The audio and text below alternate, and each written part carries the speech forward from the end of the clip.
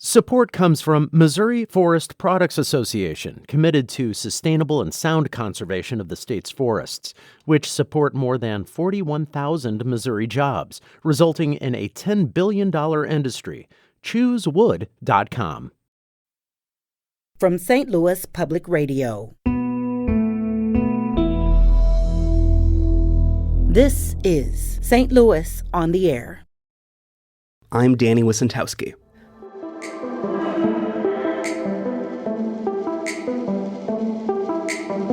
On November 9th, a man in a crisp blue suit walked out the front gate of the Algoa Correctional Center in Jefferson City. His name, Bobby Bostic, and as he walked toward a cheering crowd of family members and reporters, the first person to approach him and embrace him was Evelyn Baker. Baker and Bostic have a history. In 1997, the two had faced each other in a St. Louis courtroom, and after a jury delivered a guilty verdict, it was Judge Evelyn Baker who sentenced Bobby Bostic to 241 years in prison. She bluntly told him that he would die there. He was 18 years old. But time changes things, and against all odds, Bobby is a free man today. And to talk about his journey through decades of prison to the unlikely bond with a now retired judge who once saw him as beyond redemption, we welcome to the studio Bobby Bostic. Bobby, thank you for being here. Oh, I appreciate the opportunity. Bobby, you spent more than 20 years serving a 241-year sentence. That was your total prison term. How did you maintain hope during that time that you'd be free someday? I always maintain hope because the faith that my family had in me and me seeing that it was more to life than prison. I never believed I was going to die in prison. That's what kept me going, because the hope that I always had from day one, even when I was sentenced, I had hope, but when things was looking bad, faith, it was God, basically. My faith in God kept me through, too, and during those darker times when I wasn't so spiritual, it was just me wanting a second opportunity of life, and I just kept holding on to that no matter how long it took. The fact that you're here at all is just remarkable, because these developments that led to your freedom, they're fairly recent. You know, in 2021, there was a new state law that was passed, and that was the law that said that juveniles who were sentenced for a crime other than murder, if they served 15 years in prison, they would qualify for parole. Your case actually inspired that law, but for a long time, it didn't seem that the law or attempts to get you out, that they would work. When did this hope, when did it become real for you? It was real even then, but everything that I tried to do got denied. Everything. I mean, up till then, until that law passed, and that was something that caught us by surprise because we didn't think that was going to pass. So basically, on the legal front, and that landscape, it was a failure as far as me trying to get out. Every door was shut in my face. But in the spiritual world, they say as one door closed, God opened the window. That whole thing was a miracle, basically. So I kept holding on against all odds, but there were some dark days when they denied something that's blatantly in front of their face, like Graham versus Florida said that a juvenile who committed non-homicide can't have a life sentence. And in Missouri, they said, okay, well, you got 241 years. That's not life. It's a technical play on words, but everybody know that it's life. And then when the judge herself said you would die in prison, that is life, right? And Bobby, the point you're making is just, it is mind-blowing, because, this attempt in Missouri, this law that said, we shouldn't be putting teenagers or people who were children when they committed these crimes in prison for a life sentence. And then they saw your case where you were 16 when you went into prison, but you had a 241-year sentence. That was a number of charges that were added consecutively. And so they thought, well, technically, that's not a life sentence. That's only 241 years. That must be so frustrating to hear in a position where you were.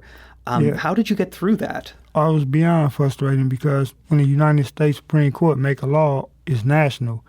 And when they said that you can't have life for a non-homicide, I knew I was getting out. I mean, I was excited. I thought I was getting out.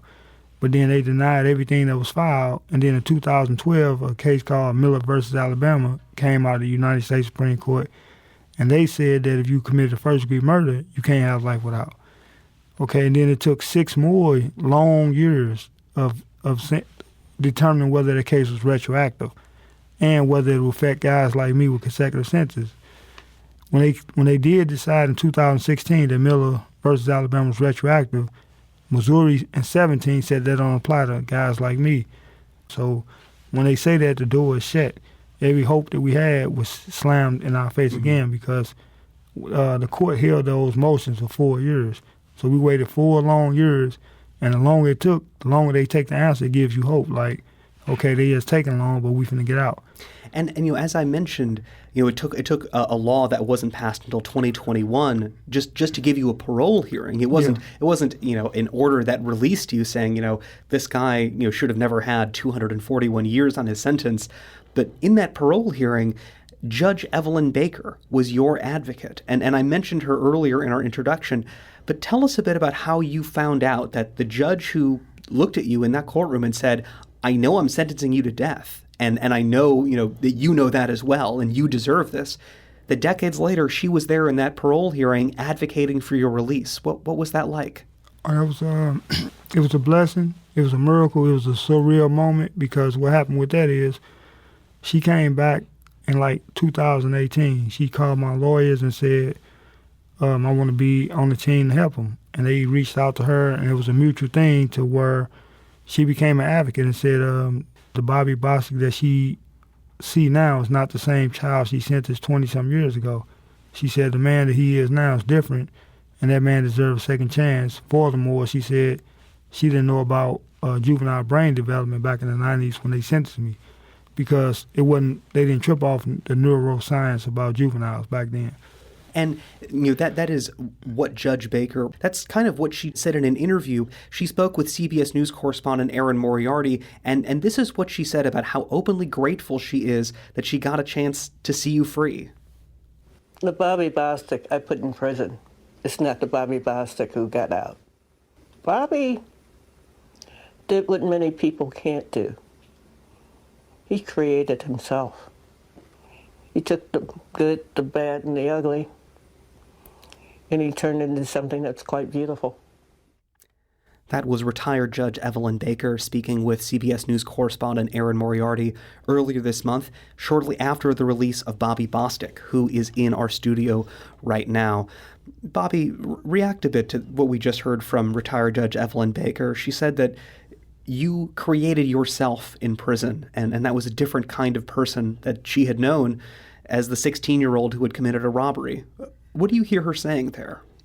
She just summing up the journey of the new me, basically coming from that troubled child to the adult man I am. I had to recreate myself in a negative prison environment. I had to wrap myself in a safe cocoon and really change. I did that by reading books, graduating from college, writing books. As she visited me in 2018-19, the man she met is not the child she sentenced. And when she heard me and heard my work, she's like, okay, let me help you get out because you don't deserve to die in prison. Mm-hmm. I was looking back at the transcript of some of that sentencing in 1997, and some of the things she tells you could tell that she, for lack of a better word, sounded fed up with you, with your case. And she said things like, you're going to die with your choice. Nobody in this room is going to be alive in the year 2201. That's 2201. That's the year that you would have to be to finish that 241-year sentence. She said, I feel nothing for you. I feel the same thing for you that you apparently felt for those victims and you feel for your family. These are devastating things for anyone to say. 27 years later, she's hugging you as you step out of prison. Tell us, what's going through your head in that moment as you meet her? First of all, it was a surreal moment when you walk out and the sun shine. You free now, no handcuffs, no nothing, right? And that moment, for me, I knew it was God. Some people may not go into the spiritual, but for me, for any lack of words, all I can say is that was God, because to be getting out of prison is a miracle within itself. But this very lady who told you that you would die in prison, this the first person hugging you, because it's like making something right that was wrong, right? But Evelyn Baker, this judge who sentenced you, do you have forgiveness for her for knowingly sending a teenage boy to die in prison and knowing that would be the end for you? Oh yeah, I forgave her a long time ago because my motivation in prison was to get out.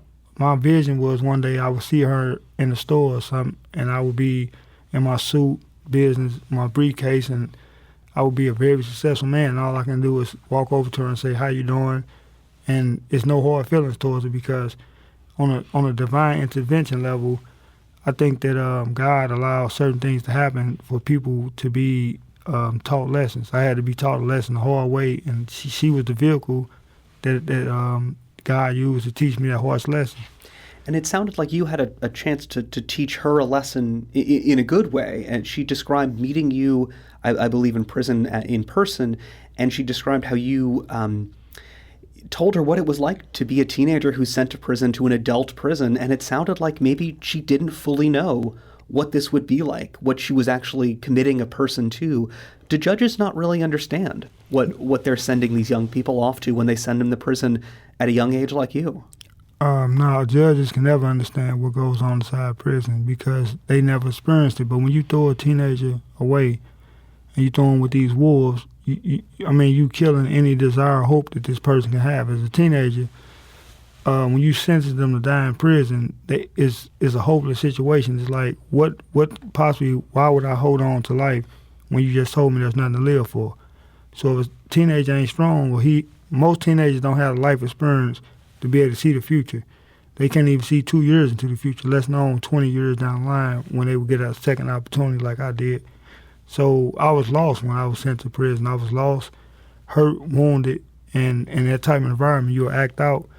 But when you act out as a child, you're an adult institution. So by you acting out, it can backfire on you by the administration and other inmates that don't like hard-headed kids. Mm-hmm. So you can suffer in a lot of ways when you first go to prison. Was there a turning point for you in your prison journey where you had to, make a plan for yourself, for your own future? It was basically waking up being just tired of prison. I hated prison. I never became a part of prison. I was in prison, but I wasn't of prison. Everything about prison I despised. Nevertheless, I was there every day, so I had to blend in with the population. I'm a number just like everybody else. So, but at the same time, I always knew I wanted more than prison. So the turning point came, for me, it was a spiritual turning point. It was because I had no power. I had nothing to hold on to. It was no answer. The courts denied this. The courts denied that. I had no way of getting out of prison, so I had to look to something powerful to me, and that was God, basically. And losing my mother at the same time that I became spiritual, I lost my mother. And it was like, man, it felt hopeless, right? I was stuck in prison for life, and that's what they meant. But I never saw that. I saw goals. I saw positivity. I saw opportunities in the world, and one day I'm going to get out there to explore. We need to take a quick break, but when we come back, we'll continue our talk with Bobby Bostic, who was recently paroled from a 241-year prison sentence that he began serving as a teenager in 1997. This is St. Louis on the Air on St. Louis Public Radio.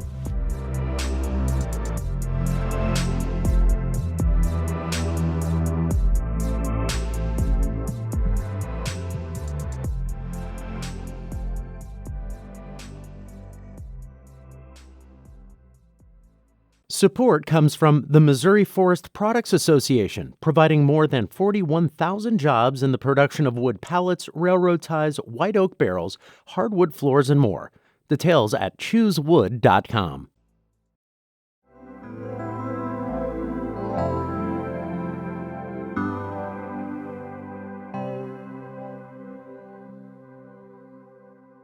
We're talking with Bobby Bostic, who was sentenced to a 241-year prison term as a teenager for a crime he committed in 1995 for his role in an armed robbery.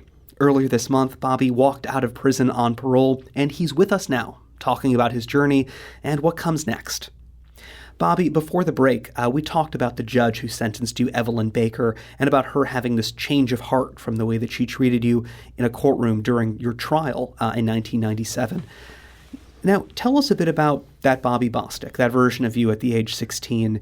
What do you want people to know about what was going on in your life at that point, and what brought you to the crime that eventually led you to prison? Like many other troubled youth, I was lost in the streets. I had no direction. I felt like life was, I ain't gonna say it was meaningless, but it was full of pain, basically. When you're in the streets, you losing friends. They dying. Everybody, for me, my mother was smoking drugs, smoking crack cocaine.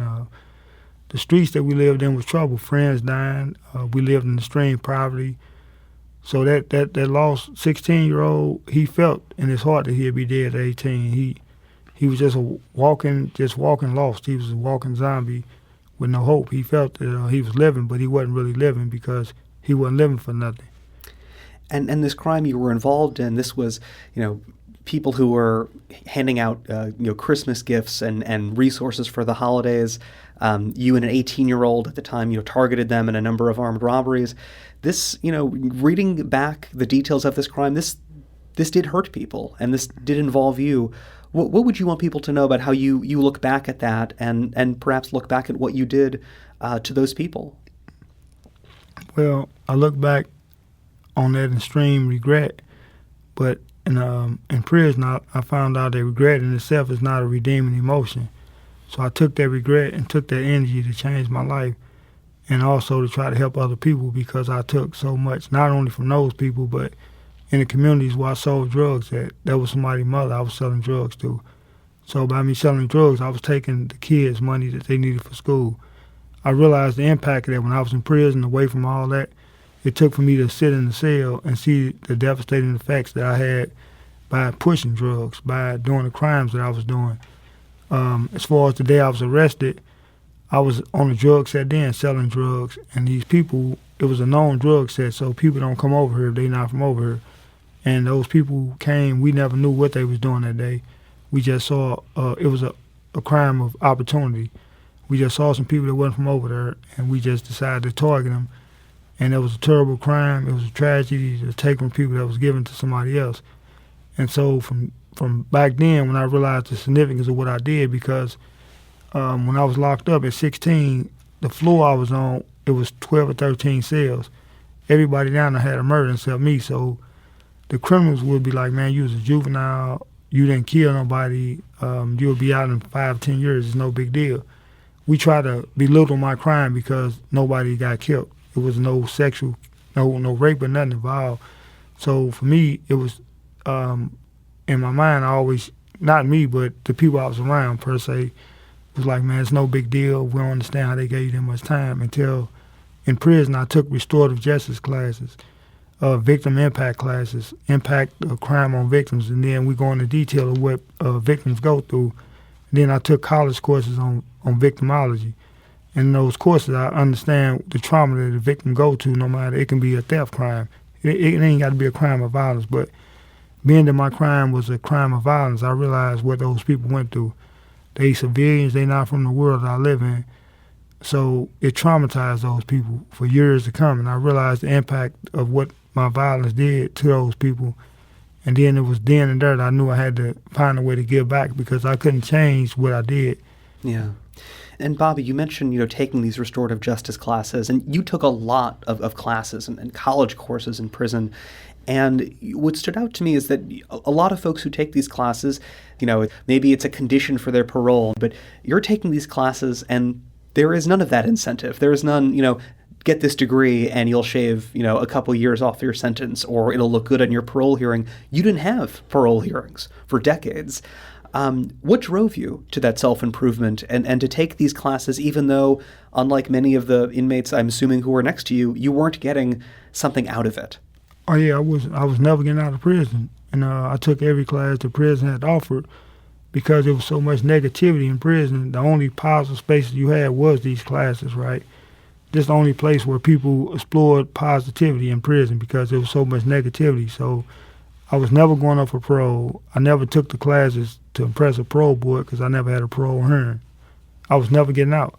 So I took the classes on my own free will, because I wanted something better with my life. Anything positive in prison, that's what I gravitated towards to.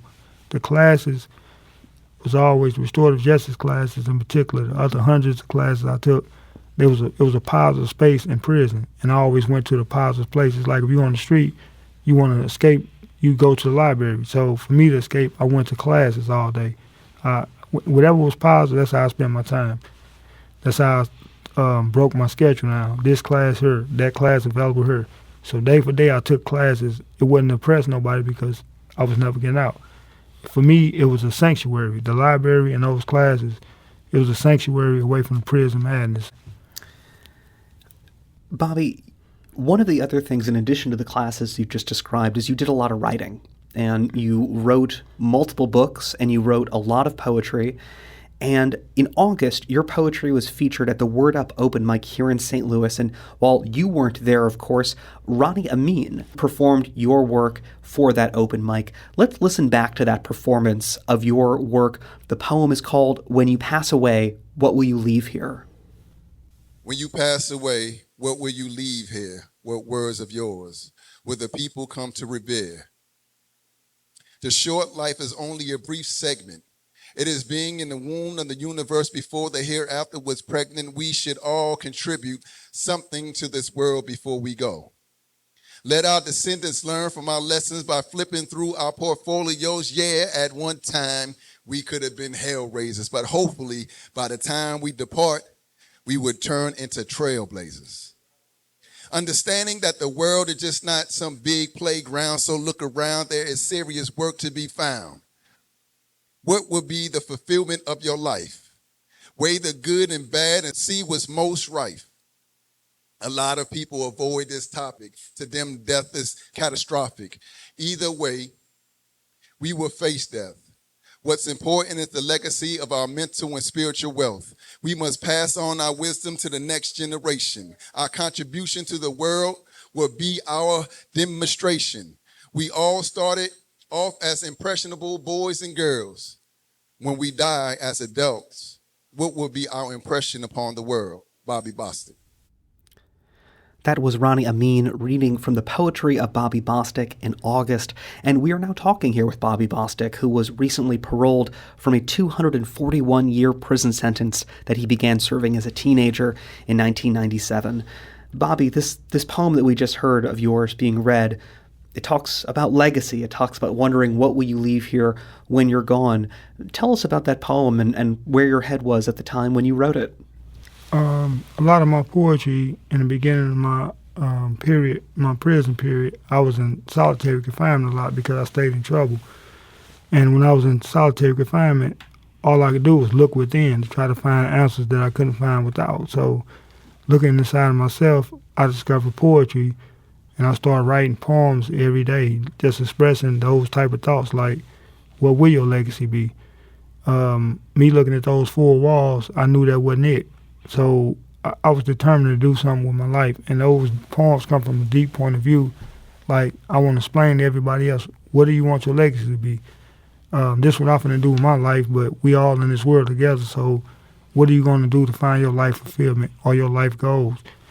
So I write poems to try to help people look for their life purpose, because this is what I'm feeling within, and I want to inspire them to look within too. Bobby, in another one of your books, you wrote a series of essays, and one of those is called The Redeeming Value of Art in Prison, and I'd love if you could read us a bit of that. Reading from my book called Life Goes On Inside of Prison, an essay that I wrote in that book is called The Redeeming Value of Art Inside Prison. A prisoner knows that he can never take back his crime. He cannot undo his past. But this is where the term redeem comes into play. By creating art that helps to heal other people, the prisoner is attempting to atone for his wrong. He is converting a mess into something of value. He is doing his best to make his life better by performing good art. Brian Stevenson once said that people are not the worst thing that they have ever done. This applies to prisoners also. Just look at their art. Before you write them off, let their art speak to you. What is the message? Feel it. Prison artists know that they have harmed society. They know that many people have been hurt by their crimes, including themselves. Therefore, they occupy their time in prison making meaningful art. In the art, they express remorse, warn others not to repeat their mistakes, and still see hope in a troubled world. Locked away from the world with all its problems, the prison artists still see so much beauty in the world. That was Bobby Bostic reading from his essay, The Redeeming Value of Art in Prison. Bobby, thank you for sharing that with us. And you wrote about the way that prisoners try to convert the mess of their lives into some beauty in prison. Was that what it felt like for you? Oh, that's what I did, and that's been this journey, because my life was a mess. The crime that I committed was a mess. But through that mess, I was able to write such beautiful words, such beautiful poems, and then to come out with a plan to form a nonprofit, which I did while I was in prison. These are dreams I had from the prison cell, so I got out and made it happen. Again, we're talking with Bobby Bostic, who was recently paroled from a 241-year prison sentence that he began serving as a teenager in 1997, and Bobby was just released earlier this month. And Bobby, you just referenced this nonprofit, this organization that you dreamed up from inside your prison cell, and which has also become something real. And I actually got a chance to see some of the work your nonprofit is doing, and I stopped by a elementary school in St. Louis on Saturday, and I got to meet you and your sister Morquise as she was handing out food and clothing. And Morquise talked to me about how much it meant for her to be doing this work and to have you there with her. It means a lot to get. I've been doing this by myself a whole year without him, and now that he's out, we can promote him more, and more people will come out to see him, so it feels really good to be out here with him. Bobby and I always, for me not to have anything, and for us growing up not to have anything, I used to go to the schools and see the kids that didn't have, and I used to volunteer to braid their hair, volunteer to give clothes back. So Bobby, from his jail cell, was like, let's do an organization called Dear Mama. So he wrote up everything, and I just took it from there, and we've been giving back ever since. Bobby, we just heard from your sister Morquise talking about the origin of this nonprofit that you dreamed up called Dear Mama. Tell us a bit about that and what it was like to be part of that food and clothing giveaway on Saturday. It was the best feeling in the world to be able to give back to those kids, because growing up, I grew up in extreme poverty. And I was one of those kids that got picked on in school and bullied because I had dirty shoes or dirty clothes, no food, didn't have enough food to eat. Didn't even have a coat in the wintertime, so I know what poverty is and what those kids suffer from. And I knew I was getting out November 9th, so by November 19th, I wanted to have a food and clothing giveaway, so I coordinated that from prison. And when I got out, I spent my own money that I saved in prison to buy all the food and some of the shoes and clothes that we gave away that day, because money is nothing to sacrifice when I done took so much. So the greatest feeling in the world was to look in that crowd and see those kids going through them boxes, picking out new shoes and all that. Like, this started from a jail cell, man. You took from other people.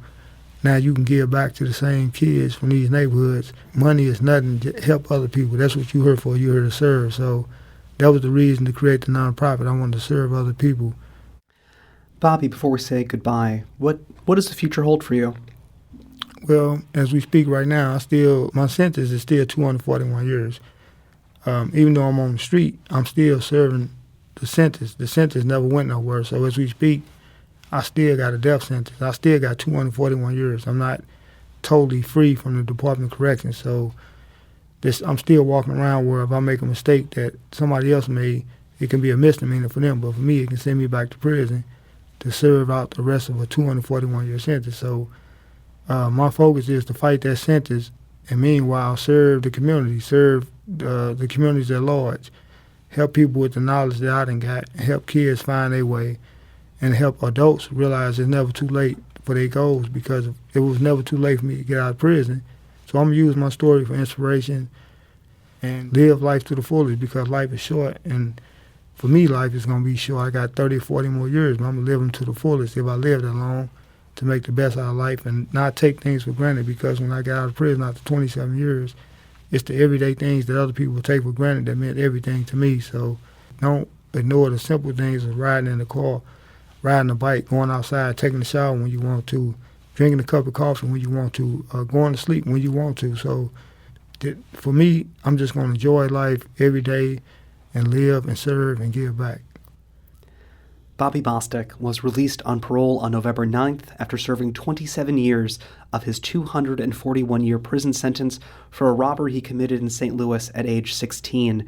Bobby was released with the support of the judge who sentenced him all those years ago, and he has big plans for his life, his art, and giving back. Bobby, thank you so much for joining us today. Appreciate the opportunity to share my story here today. Coming up, baking tips from the longtime pastry chef at Tony's. This is St. Louis on the Air on St. Louis Public Radio.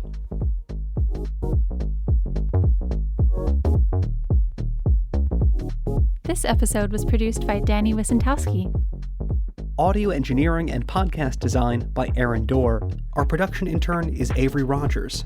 Our executive producer is Alex Hoyer. St. Louis on the Air is a production of St. Louis Public Radio. Understanding starts here. Our podcast proudly supports St. Louis artists by using music from Life Creative Group. Do you find yourself regularly listening to episodes of St. Louis on the Air? Suggest us to a friend you think might enjoy our conversations, and leave us a review and rating on Apple Podcasts on the App Store. It's the simplest way to help people discover our show. Thank you. St. Louis Public Radio is a member-supported service of the University of Missouri St. Louis.